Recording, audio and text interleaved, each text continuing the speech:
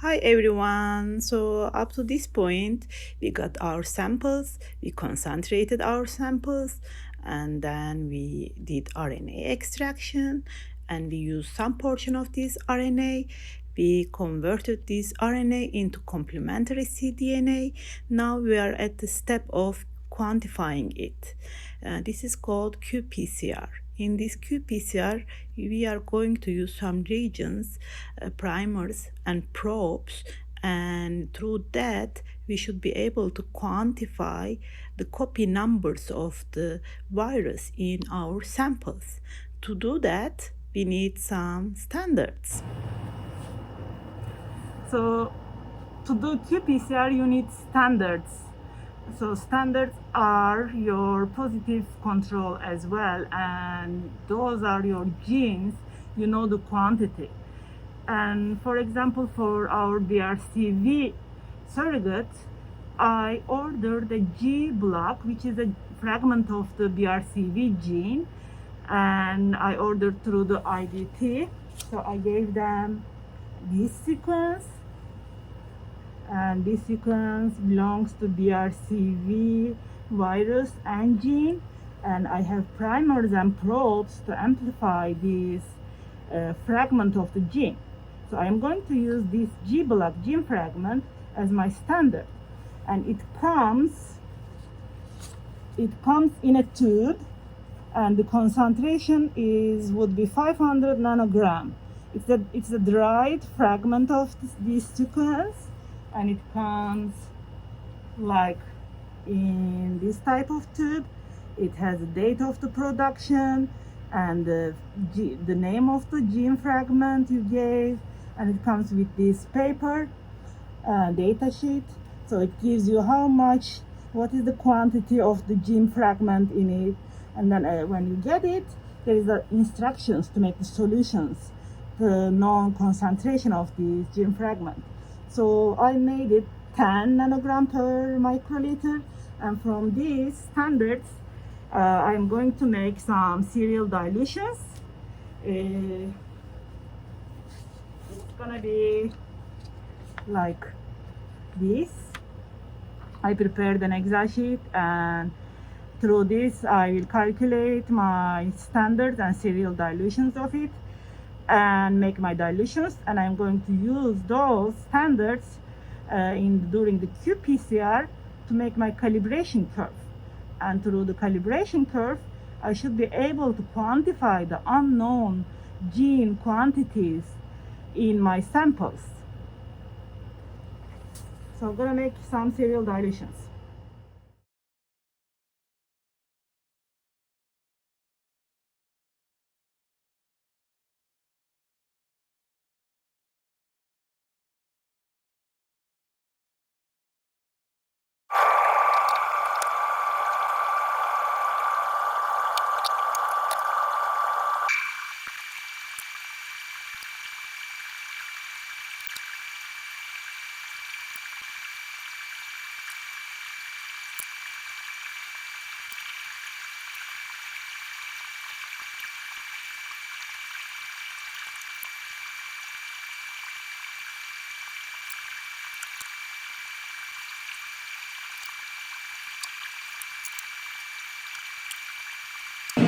Hello everyone. So far what we did is we got the samples from wastewater treatment plant.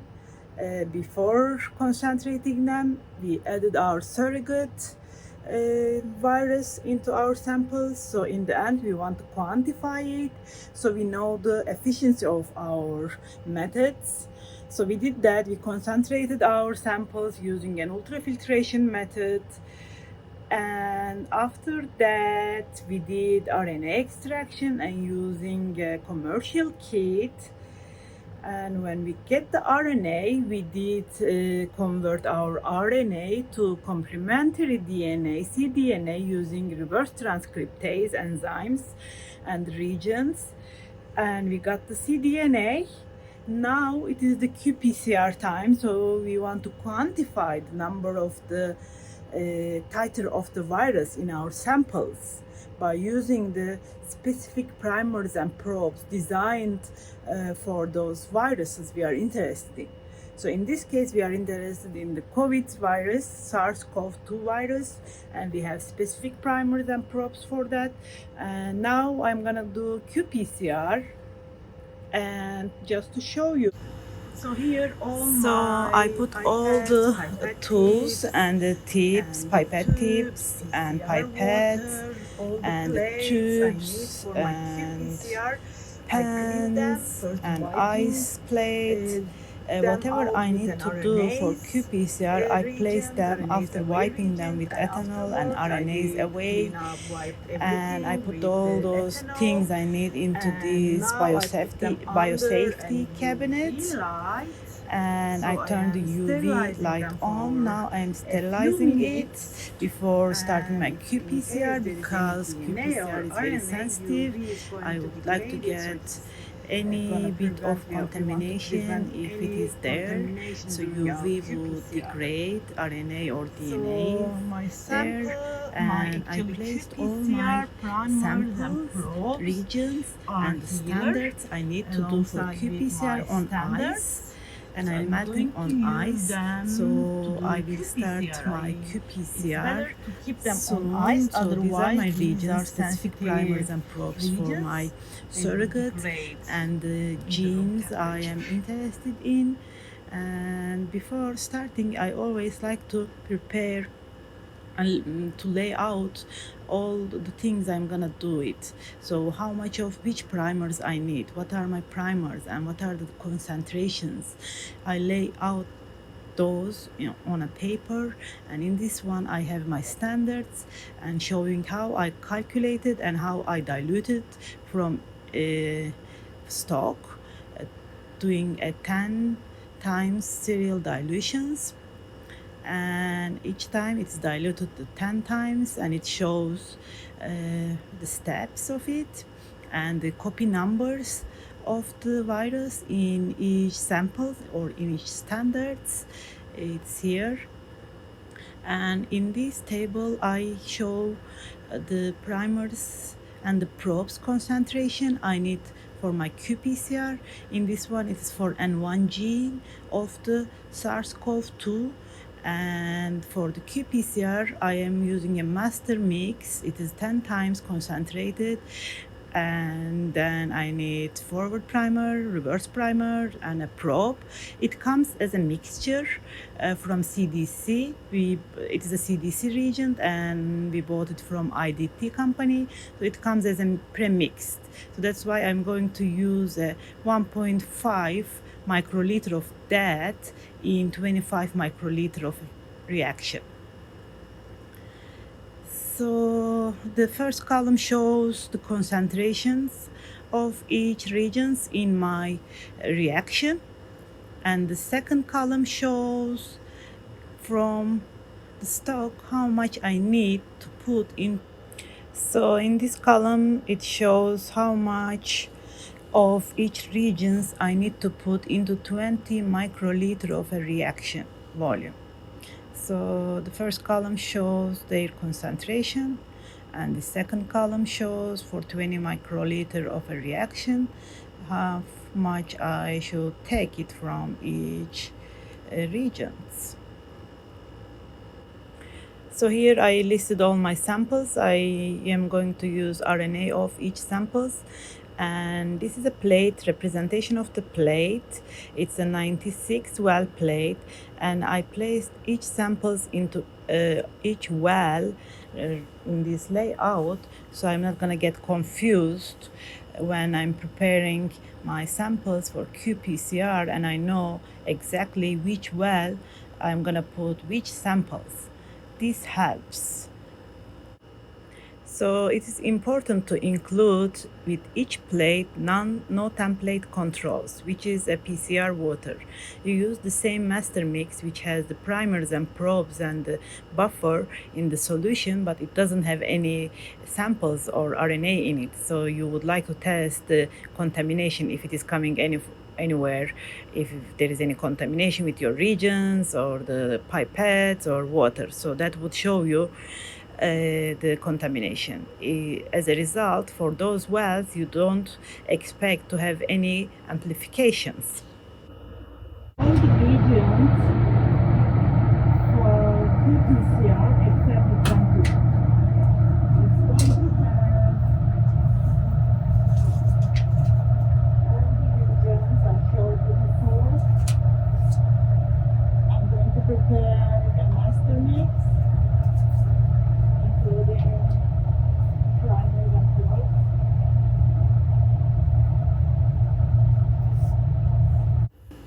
So now we have our plans ready and we know which samples we are going to quantify, and we know how much of each primers and probes and the Tagman buffer I need for that many samples. So now let's start doing our qPCR plate. First, we want to prepare a master mix. Master mix has all the regions I just showed you, like primers, probes, and the Tagman, and bringing to the 50 or 20 microliter of the volume. So you adjust the rest with the PCR water, and then you make your master mix. Then you distribute the amount, like 17 microliter of this master mix. So I prepared my master mix, and it's good habit to quickly vortex it and then spin it down by centrifuging it so all the regions are down. So now I am gonna distribute it into each well in the 96 well plate as I lay out in my paper previously. I show it to you. So I am exactly gonna put 17 microliter of this master mix into the wells that I am going to put my RNA in it. Now, I'm adjusting my pipette, the volume I need. I need to use the appropriate pipette tips.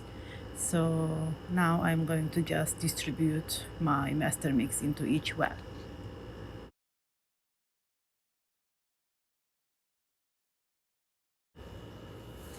Now I'm just distributing my master mix into each well in the plate, and afterwards I'm gonna add my samples, individual samples, into each well separately, and I'm gonna pipette them up and down in the well, and then I'm going to cover it, the plate cover, with the sticky plate cover. It is a clear cover, and it's going to have the qPCR machine thermocycler to read the fluorescence through the well. So I am now adding my samples carefully. It's gonna be 3 microliter. It's such a low volume, so you have to make sure you are getting exactly that much of volume and no bubbles. So visually you should see the samples in the pipette tips. So I have an ice bucket next to me, and I keep my all samples, RNAs, on the ice, and one by one I take it and add it into the related well, and I cover the rest of the wells because I don't want to contaminate all wells, because this is such a delicate experiment and very tiny amounts can cause some amplification during the qPCR. So I am very careful. I like to be very careful, and it's very important. So I also do triplicates of each samples to be able to see the standard deviation, calculated standard deviation.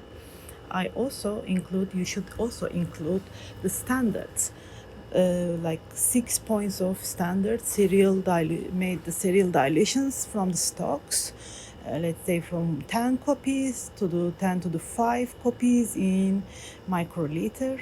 So you exactly use the same master mix, same volumes, and the same volume for the standards.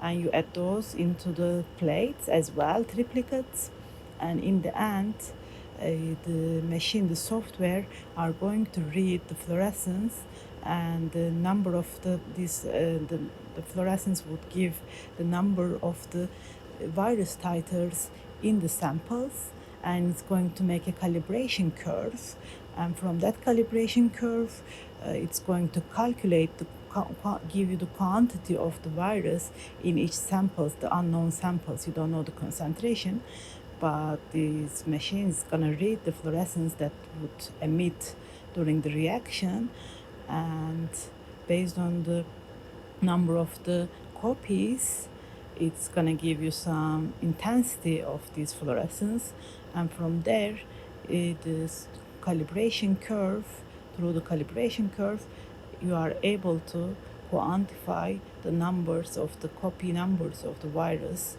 in each samples. So now I added all samples and the standards into related wells.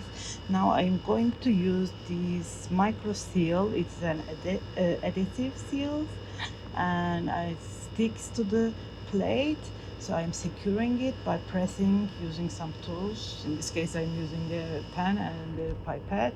So I am pressing on it and sliding on it, so making sure each well is covered, because during the PCR cycle it's going to heat up and I don't want my samples or my regions evaporate, because it would give me some wrong numbers, false negative, false positive, or low or high numbers. So I will make it sure, and now I'm going to shortly vortex it very quickly, and then I will centrifuge it, spin it down. All my regions and samples are in the bottom of the well, and then I'm going to put on the thermocycler. So we spoon down our plate. Now I'm going to put on the thermocycler, and I put my plate, secure it, and then press the button and close it itself. Now let's look at the software, and this is a BioRed thermocycler, and it has a software to use for this purpose. And in this software it's called BioRed SFX Manager. And first I would like to introduce my thermocycler temperature method, and for example in this case it is 95 Celsius degree for 2 minutes, and then it's going to be 95 Celsius degree for 10 seconds, then it's going to be 60 Celsius degree for 30 seconds. That's annealing and extension, and at that step the machine is going to read the fluorescence. So first, when I'm making my plates, I would like to save the plate, the temperature method, and then I open up this plate template. Then I select which dye I am using. In this case it is Tegman. So now in this screen you see the plate editor, and then I'm going to edit the plates, and I will select the wells and introduce the machine. These wells are the standards, and I select them, and then I enter the number of the replicates for each standards, and I will also add the starting concentration. So now I introduce, these are my standards, and now I am adding the entering the starting concentration of my standards. I introduce the replicates numbers, and from what number to what number are my replicates, and then I choose the dilution factor. In this case for my standards, dilution factor was 10, and from the order I'm going to tell if it is increasing or decreasing order. So then the software will recognize which one is the starting concentration, and from there it's going to multiply it by 10, because that is my dilution factor, and based on the number of the standards, so it's going to have the numbers for each standard point. Its starting concentration, number of the replicates, and dilution factors. Now machine is going to know the number of the points for my standards to make a calibration curve and the starting quantity. And now I am just going to select the wells. I put the samples in it, so then machine is going to read those plates after each cycle. And yeah, I'm just assigning if it is an unknown sample, if it is a no template control samples, and there is this sample type button here. You can select screen, so you can choose and introduce those wells. So it is going to be in the end easy for you as well, which samples were located in which well. After I made my plate, I'm going to save it. I used to give a date and then my initials and the experiment or the gene type as a title for the file, so in the end it would be easy to find that. So now I gave a name and I'm saving under my folder, and now it's done. I check my run protocol and that looks good. Now I'm going to say run. Now it's asking me under which name it should save the data. I like to give the same name, file name, and then I saved, and then I hit the run button. So it will take about an hour and a half to run. Okay, now qPCR is done. At the end of the run, the software is going to give you a screen like this, a window like this. It shows in one figure it's the amplifications, in the another one that is the calibration curve, and then the plate layout, and on the right corner you see the quantification, CQ values, and all of that. So standard curve is prepared through your standards you introduce to the software. You enter the quantity of your starting material in your first standard, and then you introduce the serial dilution factor, which was 10, and then the software made the calibration curve based on the CQ values versus the quantity of the standards. And the no template controls should not have any amplification in it. And in this case, as you can see on the left up top corner, you see the no template controls didn't give any amplification, which is good, which shows there was no contamination. And now I am highlighting the standards, and it shows their amplification curves. So yes, we got our results, and it shows in this curve we have the efficiency of the thermocycler run for qPCR, and we also have an R square there, and it shows the how good our calibration and how well was our run. And in the axis you see the log quantities of the each gene copy numbers, and in the y-axis it is the CQ values. So now you have your standard curve, and from this your program software is going to quantify your unknown quantities in your samples. So how does it do? It measures the fluorescence detected at each cycle and gives a CQ number, and from the CQ number, cycle number, so it goes to this curve and gives you the quantity, starting quantity of the genes in your samples. And these numbers or these results are given in the Excel file provided to you. And from there, you should be able to calculate in each wastewater samples how much there were how much of SARS-CoV-2 for each gene, like N1 and N2.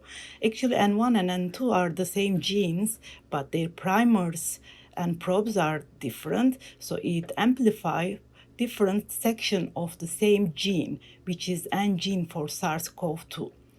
And I provided you the starting concentration for each standard used to prepare the calibration curve used in this qPCR.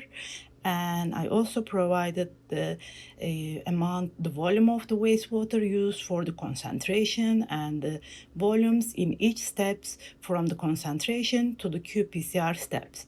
Now I would like to you to calculate the matrix spike, which is BRCV, we added at the beginning for the recovery or the efficiency of our methods. And I would like you to calculate the concentration of the BRCV in the original wastewater, in the stock concentration. And as a result, the BRCV was measured in each samples. So you should be able to calculate the BRCV recovery and in the end. And I would like you also quantify the concentration of each gene copies in the samples, because I provided you the measured concentration in the qPCR samples assays at the end of this run. So they are all provided in the Excel file. So you should be able to calculate these numbers. Looking forward to your results. Thanks.